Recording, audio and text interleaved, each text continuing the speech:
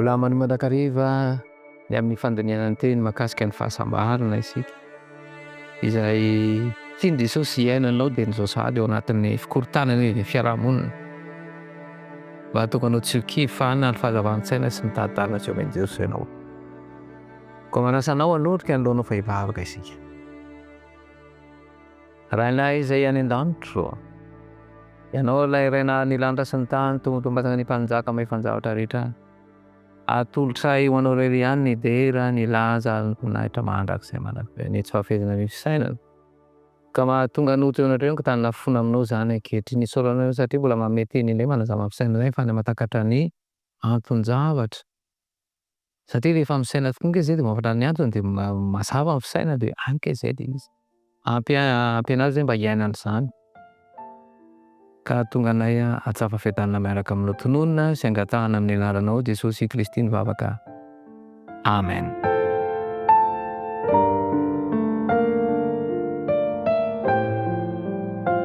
Ao amin'ny Matio toko 5 ny 17:10. Ianareo ny fanasy ny tany. Fa raha ny fanasina ny tonga matsatso, inona indray no ahasira azy?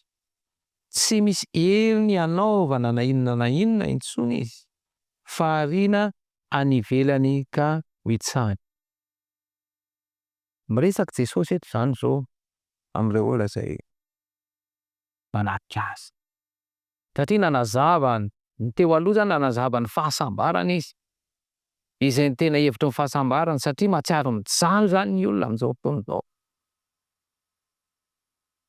Satria mitady ny filana apetraka ity tontolo ity dia ny filana ara-nofo rehetra izay mampijaly azy. Fa navanda ilay fomba fijery ao amin'ny saina hoe aza mijery ny zavatra omeny ity tontolo ity. Raha manambara hoe sainy ny zavatra any ambony dia tsy hita maso. Ianao zany raha vao ny hita maso pôfetra io ary mandrebireby io fa very miakatra amin'ilay tsy hita maso. Dia izay no nanambarany an'ireny zavatra maro samihafa tany hoe nanome ny fahasambarana sambatra ny malahelo, sambatra ny enjehana. Fa ireny rehetra dia ambara fa enjehana noho ny noho ny fahamarinana. Dia ny fahazavana izay omeny soratra aminy. Ka mila hay tsara zany manafaka an'izay. Dia raha miteny amin'izay izy dia ianareo no fanasy ny tany. Zany hoe nomena an'ilay fahazavantsaina amin'izay zany tsy taraina, tsy monomonina, tsy menomenona. Ka raha miteny izy zany eto izao hoe ianareo no fanasy ny tany fa raha ny fanasina ny tonga matsatso. Raha vao tsy azo zany ilay toe-javatra. Zavatra misy mantsy dia lasa ireo mpino amin'izao fotoana izao lasa monomonina, tsy mahazaka ny toe-javatra.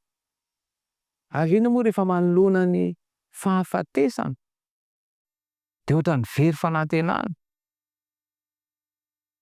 Fa raha miteny mantsy ny soratra masina hoe tsy tianao tsy ho fantatra ireo raha any amin'izay efa mofomamy.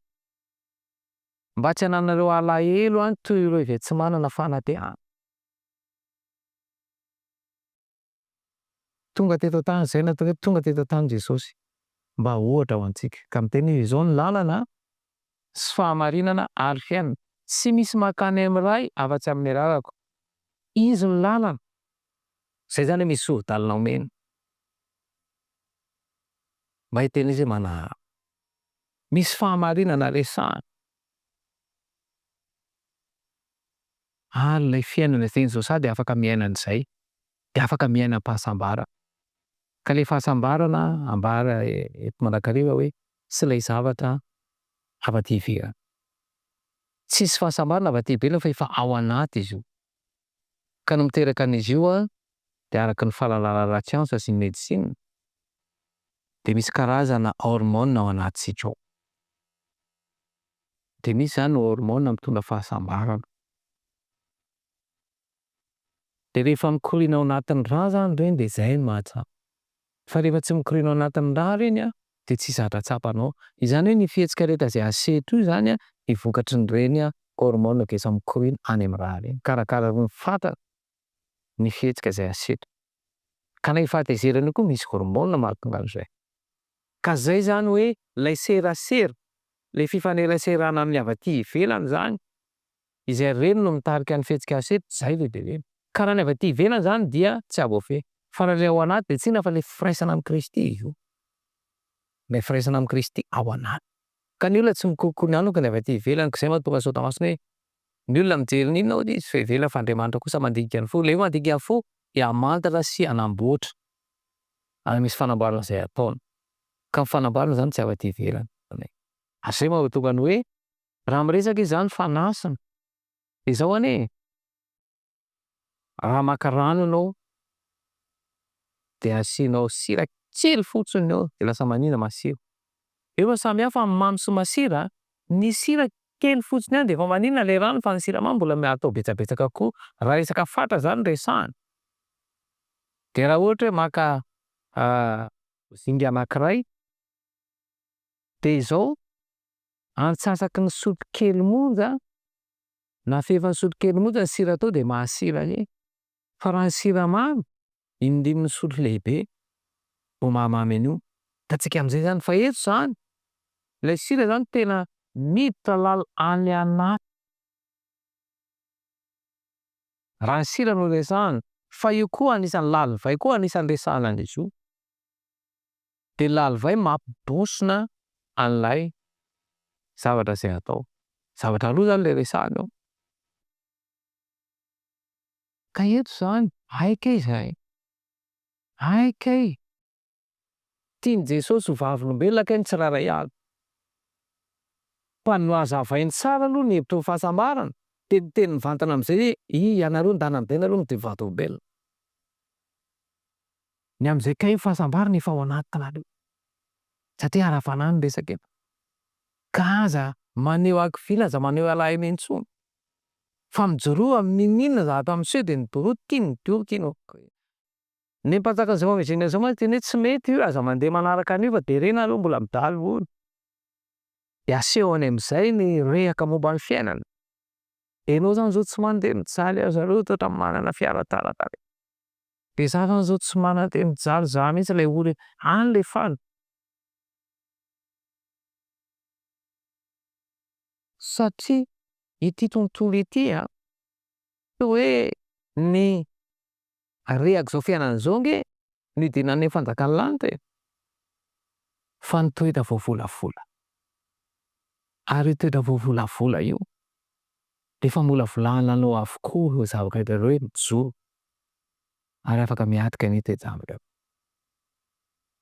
Ka ny olona izay niona tamin'i Jesosy zany de niova fo izy. Tsy mimenomenona intsony izy na inona dia zavatra miseho. Afaka midoro tsara bolongbolotony amin'ny fitaka sy ny fakapanahy-petraka ty tontolo-teny. Ary afaka miresaka an'izany ka ary afaka manambara an'izany. Mbola tohizany eo amin'ny 14. Ianareo ny fahazavan'izao tontolo izao tsy azo afenina izay tanàna amin'ny olona eo an-tampon-tendrombohitra. Ay lasa fahazavana mihitsy ka le fahazavana tena zany tsy ilay jiro akory fa hita ilay toetra voavolavola. Satria le fahasambarana miainga avy ao anaty hampanaitra. De anaitra le tadidalo amin'ny mpanamasina. Ny zavatra hita amin'ity fiarahamonina ity de ny toetra. Ny olona tena manana toetra mendrika. Ka ny toetra mendrika dia mifanaraka amin'izay ambarana ny soratra masina de tsy izay fa ny toetra amin'ny Kristy. Ary io toetra ny Kristy io dia azo izy io rehefa any amin'ny foana rehefa mpandray aminy foana de fandaniana ny soratra masina mazava ho azy. Amin'izao moa voafehin'ny hainao anjery ny fitaovan-tserasera. De io tena mandany fotoana io. Fa ilay fandray amin'ny Kristy amin'ny alalan'ny teniny tsy amby an'izay intsony. Ary na fotoana raha tsy hanaonana de any ilay izy.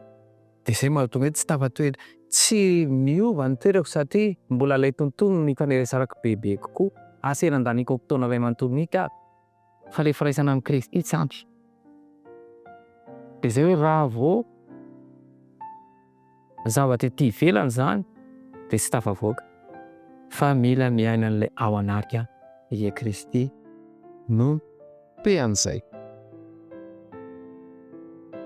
lehibe ambin'ny folo ary koa tsy misy olona mandrehitra jiro ka mametraka azy eo ambanin'ny vatana famarana fa apetrany eo amin'ny fanaovan-jiro ka dia mazava amin'izay rehetra amin'izay ny ao atra. Ianao zany lasa tonga fahazavana. Ary izay no aoka zava eo mason'ny olona toy izany koa ny fahazavanareo mba ahitany ny asa ataonareo hampalazany indray izy any an-danitra. Mba ho fahazavana tokoa ianao. Fahazavana ny tontolo manodidina ny tokantanonao voalohany indrindra ary any fiarahamonina sy ny zay rehetra ilay fanahinao ka atapa fa efa miaina ao anatin'ny olo. Manasanao hanondrika anao vehivavaka. Sodranao Jesosy no niteny manazava ny sainanay fa aoka tsy ho amin'ny tontolo ty fomba fijery fa hiakatra ao amin'ny masina indrindra. Andraisanay famelombelomana sy ny fahagavan-tsaina hiatrehana an'ireo dia zavatra sarotra hatreto ny fiarahamonina ity. Ka tapara fiadarana miaraka aminao tononona, saingatana amin'ny lanonao Jesosy Kristy mivavaka. Amen.